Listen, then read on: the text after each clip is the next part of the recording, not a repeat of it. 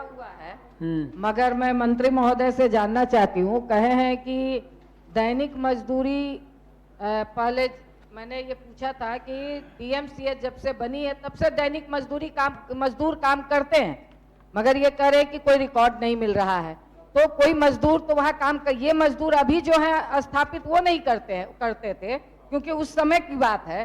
तो कोई ना कोई दैनिक मजदूर तो काम वहाँ करते थे, तो उस समय से दैनिक मजदूर काम कर रहे हैं। अब आप उनको कह रहे हैं कि आउटसोर्स में काम कीजिए, तो ये आउटसोर्स कौन सा ऐसा चिड़िया का नाम हो गया है? मुझे तो लगता है क्योंकि इसमें ढेर सारे नेताओं के लोगों की कंपनी है आउटसोर्स में, आउटसोर्स कंपनी खोले हुए हैं, इसलिए ज्यादातर हर चीज का बहाली आप आउटसोर्स के माध्यम से करवा रहे हैं।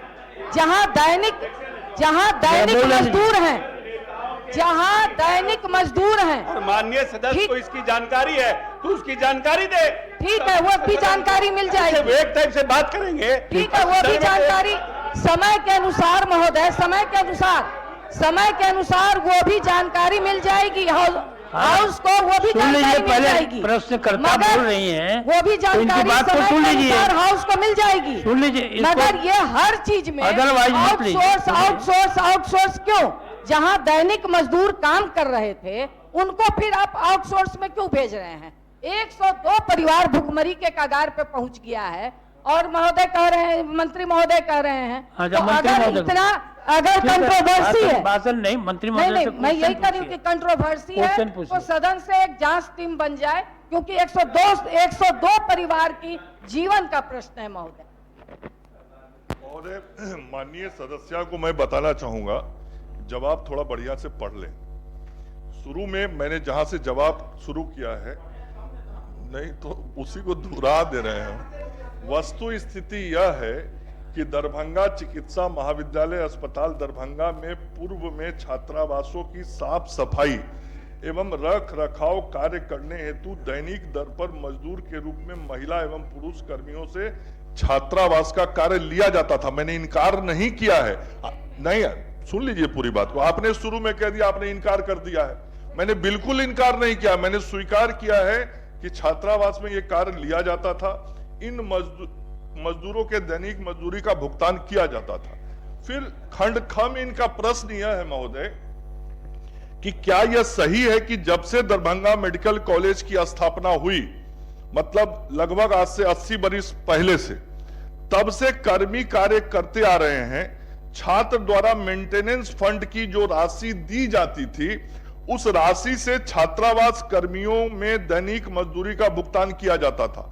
उस संदर्भ में मैंने लिखा है कि दरभंगा चिकित्सा महाविद्यालय दरभंगा के स्थापना की तिथि से कर्मी कार्यरत थे अथवा नहीं, इसका कोई अभिलेख दरभंगा चिकित्सा महाविद्यालय दरभंगा में उपलब्ध नहीं है। मैंने ये लिखा है, मैंने ऐसा नहीं कहा कि वो काम नहीं करते थे। उसके बाद फिर मैंने अपने प्रश्न के जवाब में शुरू में लिखा है, वर्तमान में दरभंगा चिकित्सा महाविद्यालय के छात्रावासों की साफ सफाई एवं रख रखाव आदि हेतु बिहार चिकित्सा सेवा एवं आधारभूत संरचना निगम लिमिटेड पटना द्वारा चयनित आउटसोर्स एजेंसी के माध्यम से छात्रावासों की साफ सफाई एवं रख रखाव आदि का कार्य लिया जा रहा है। महोदय, इस राज्य के अंदर जितने भी हमारे अस्पताल हैं, चाहे वो पेरिफेरी के हॉस्पिटल हो या मेडिकल कॉलेज के हॉस्पिटल हो और मेडिकल कॉलेजेज हो, इन सभी जगहों पे साफ सफाई इत्यादि के जो काम होते हैं वो आउटसोर्सिंग एजेंसी के माध्यम से कराए जाते हैं। उनके लिए निविदा प्रकाशित होती है, बीएमएसआई सीएल के द्वारा उन निविदाओं के माध्यम से एजेंसी चयनित होता है और चयनित एजेंसियों के द्वारा ही काम कराया जाता है।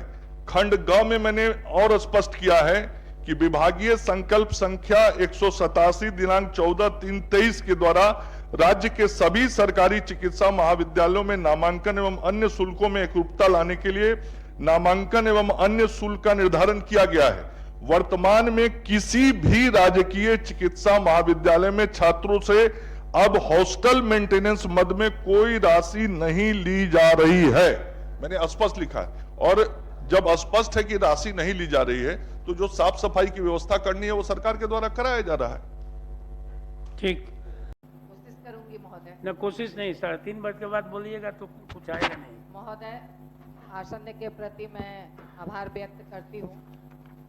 और बस तुम्हारी फाइलों में गांव का मौसम गुलाबी है, मगर ये आंकड़े झूठे हैं, ये दावा किताबी है। महोदय, गांव में जो मैं ग्रामीण विकास पर बोलने के लिए खड़ी हुई और मैं गांव की हालत देख रही हूँ, बहुत ही खराब है। मनरेगा पर बस एक लाइन बोलूँगी कि 12 लाख मनरेगा मजदूरों का भुगतान नहीं हुआ है। 84.8 लाख मजदूरों के नाम हटाए गए हैं मनरेगा मजदूरी से, और काम के दिनों में भी भारी कटौती हुई है। क्यों? मुझे जो लगता है, क्योंकि अब एसपी सिंघल जैसे कारपोरेट कंपनियों को आप जगह दे रहे हैं, तो इसलिए मजदूरों, मानव मजदूरी तो घटेगी ही, और लोग भी इंटरेस्ट नहीं हो पाएंगे, क्योंकि जब 12-12 लाख मजदूरों की मजदूरी बकाया रहेगी तो कैसे लोग काम करेंगे। अब दूसरा मैं ये देख रही हूँ महोदय कि पलायन भी, जो गांव में अगर मतलब बड़े पैमाने पे पलायन हो रहा है, और पलायन जो बाहर की इकोनॉमी है, इससे गांव में कुछ आर्थिक गति है। इसलिए अगर ये बाहर की इकोनॉमी ना आए, बाहर से मजदूर कमा के ना भेजें, तो गांव की इकोनॉमी शायद बैठ जाएगी। और इसलिए क्योंकि जो कोरोना में हम लोगों, सारे लोगों ने देखा कि कोरोना में जो बाहर के मजदूर किस दुर्दशा में हमारे यहाँ आए, ये हम सब लोगों ने देखा है। और मैं बस ये कहूँगी कि मेरा बिहार का प्रति व्यक्ति आय बाकी पड़ोसी राज्यों से कम है, झारखंड से कम है, छत्तीसगढ़ से कम है, उत्तर प्रदेश से कम है। तो इस आय को बढ़ाने के लिए सरकार को उपाय करना चाहिए। और ये जो अगर आर्थिक गति नहीं रहेगी तो सिलेंडर महिलाएं नहीं खरीद पा रही हैं, जिस सिलेंडर का इतना कहा गया कि भाई हम धुआं मुक्त समाज बना रहे हैं, महिलाओं की आंख की रोशनी बढ़े, और महिलाएं कह लीजिए कि आज फिर से गोईठा, लकड़ी, और उत्तर बिहार चले जाइए, मधुबनी के इलाके में पत्ता से भी खाना बनाने के लिए लोग मजबूर हैं। और सामाजिक सुरक्षा पेंशन, सामाजिक सुरक्षा पेंशन ये कहते हुए भी दूसरे राज्यों में शर्म आती है कि 400 रुपया बिहार में मिलता है।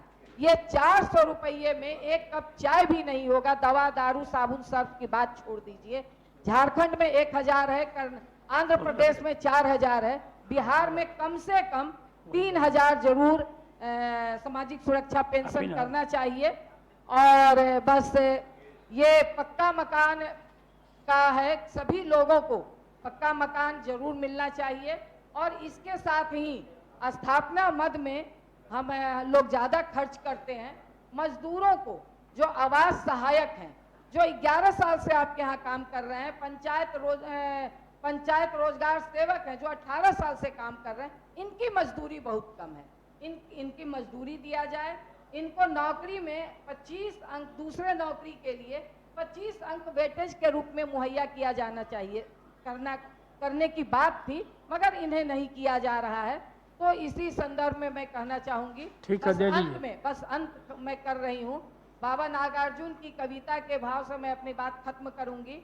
तो हर ध्यान छो बड़का बड़का कोठा दिस, गरीबक दिस ध्यान के देतई, गरीबक दिस ध्यान के देतई। तो गरीबों के लिए मैं ये कहना चाहूंगी कि गरीबों के तरफ, गांव के गरीबों के लिए सरकार और ज्यादा काम करे। स्वरोजगार की बात करते हैं, स्वरोजगार में भी नौजवान क्या करेंगे? पकौड़ा तलेंगे, तो भी उन्हें पकौड़ा खाने वाले लोगों के लिए क्रय शक्ति होना चाहिए, वो भी आज गांव में नहीं है। यह कहकर मैं अपनी बात समाप्त करती हूं। धन्यवाद। धन्यवाद। अब सरकार का माननीय श्रीमती शशि यादव। और उत्तर आ गया है, मगर उत्तर में मंत्री महोदय जी ने कहा है कि कुरियर के संदर्भ में है कि टीकाकरण और पोलियो में उनकी कोई भूमिका नहीं। और फिर अपने ही उत्तर में वो लिखते हैं कि वैक्सीनेशन को स्थल तक पहुंचाना और फिर समाप्त होने के बाद उनको कोल्ड चेन के तहत पीएससी पहुंचाना। तो ये आपका उत्तर ही कंट्राडिक्टरी है। अगर भूमिका अगर वो नहीं पहुंचाए क्षेत्र में, तो आपका एक भी टीकाकरण सफल नहीं हो, और एक भी पोलियो अभियान, जो बिहार में एक मिसाल है पोलियो अभियान का, वो नहीं कायम।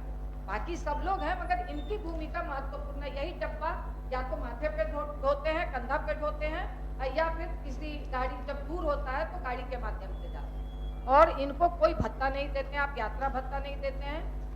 बहुत कम मजदूरी, 100 रुपया एक दिन का, 100 रुपये, 105 या 10 रुपये की मजदूरी है, तो बहुत कम है। मिनिमम वेज से तो है ही नहीं कुछ। प्रोत्साहन आप दे रहे हैं, 100 रुपया आप दे रहे हैं पूरे दिन की मजदूरी, उनको सुबह जाते हैं और शाम में लौटते हैं, तो मानदेय उनका मंथली मानदेय फिक्स किया जाए और कम से कम मिनिमम मजदूरी दी जाए, ये मैं मांग करती हूँ। महोदय, माननीय सदस्य को मैं ध्यान आकृष्ट कराना चाहता हूं कि जो वैक्सीन पहुंचाने वाले लोग होते हैं उनका जो तकनीकी नाम भारत सरकार के द्वारा निर्दिष्ट है वह अल्टरनेट वैक्सीन डिलीवरी बोला जाता है। यह कुरियर संघ करके कुछ नहीं होता है और कुरियर संघ करके नामित नहीं है। आप या सामान्य रूप से कोई जो समझता होगा कुरियर संघ मतलब कुरियर पहुंचाने वाले लोगों का कोई फोरम है, तो वो यही नाम लिखा हुआ है, अल्टरनेट वैक्सीन डिलीवरी। जो वैक्सीन डिलीवरी करते हैं उन्हीं को बोला जाता है अल्टरनेट वैक्सीन डिलीवरी। ये लोग ले जाके पहुंचाते हैं। सुनील बाबू, हिंदी इसका आप रूपांतरित कीजिए। और इन लोगों के द्वारा जो वैक्सीन पहुंचाया जाता है उसकी जो राशि होती है वो राशि कोई दैनिक मजदूरी नहीं है कि वो दैनिक मजदूरी के रूप में दिया जाता है। मैंने जवाब में लिखा है कि नियमित टीकाकरण कार्यक्रम के अंतर्गत वैक्सीन टीकाकरण कुरियर को दे राशि किसी प्रकार की मजदूरी नहीं है, अपितु अल्टरनेट वैक्सीन डिलीवरी के तहत भारत सरकार के द्वारा टीकाकरण के दिन वैक्सीन एंड लॉजिस्टिक्स को सत्र स्थल तक पहुंचाने एवं वापस लाने हेतु उनके द्वारा प्रदान की जा रही सेवा के बदले निर्धारित प्रोत्साहन राशि का भुगतान किया जाता है। यह प्रोत्साहन राशि है, यह स्पष्टता से हमको समझना पड़ेगा। और अंतिम खंड में मैंने स्पष्ट कर दिया है सभी जवाब। माननीय सदस्य मोहम्मद